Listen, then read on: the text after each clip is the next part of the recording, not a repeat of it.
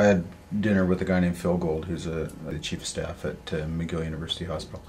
And I was trying to make conversation, and it was a while ago, and it was when the human genome had just been completely mapped. And I said to him, "Oh, that's a wonderful thing, isn't it?" And his answer, which surprised me, was, "No, I don't think it is a wonderful thing." I said, "Why not?" He said, "Because I think it'll be abused. I think it'll be exploited by corporations and insurance companies who will use that information to screen people out for jobs, for pensions, for disability benefits, and for coverage." And he said he thinks it'll have a net detrimental effect on humankind. A net detrimental effect on humankind? That's not good news.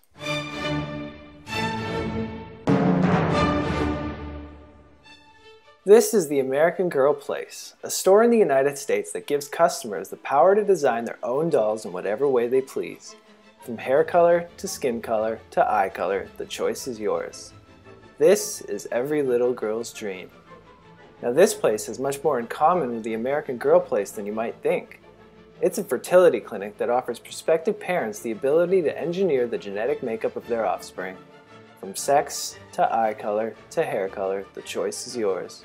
Essentially, it's a place where you can design your own real-life baby.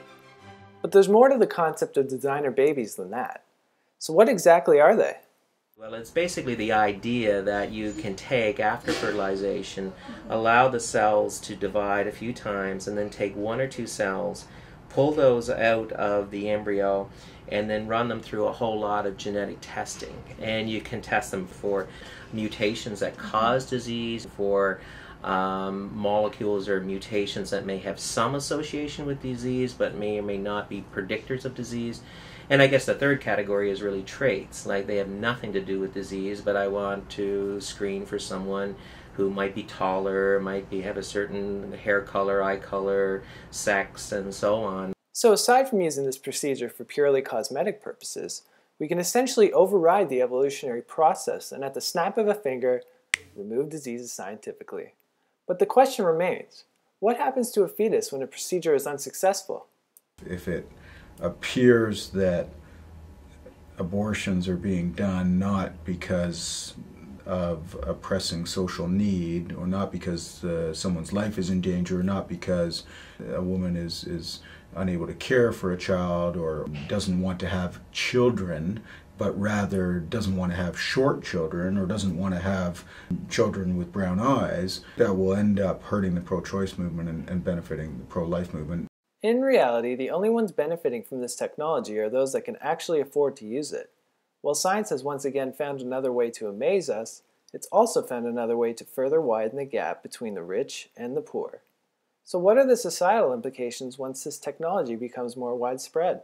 Well, if we are predisposing a health standard of what we think is an acceptable embryo, what does that look like down the road when you start thinking about insurance issues? What about employment? What about if I go to get employed and somebody says, well, can you give me your genetic profile?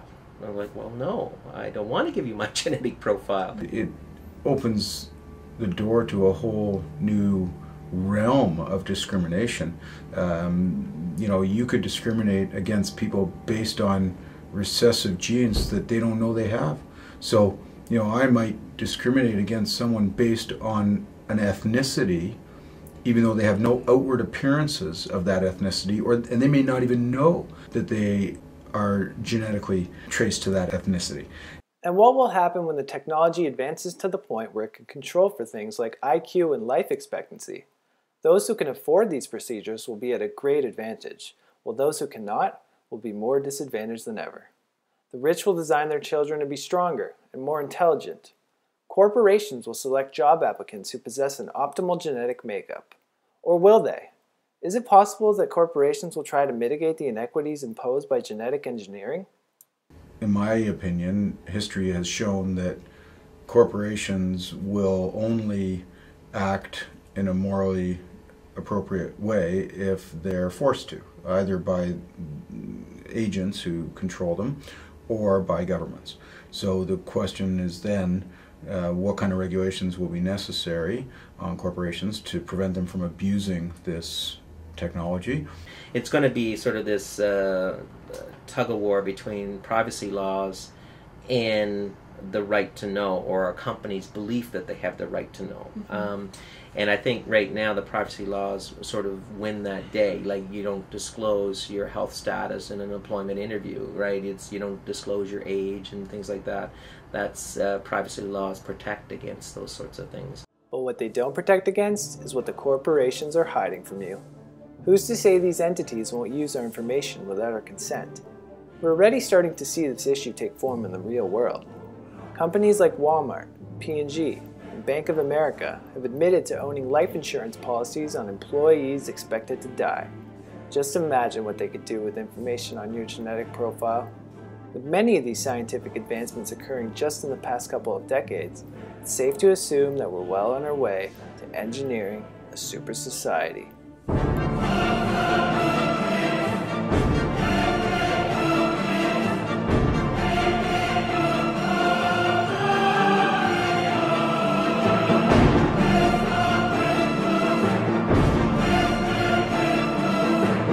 Something we want to really promote because it has a whole concept of eugenics, visions of World War II and the breeding of societies, and there's a lot of negativity that is associated with those sort of things. So it certainly is very alarming to think that we can do that almost scientifically now, more than we can do it just by selective breeding.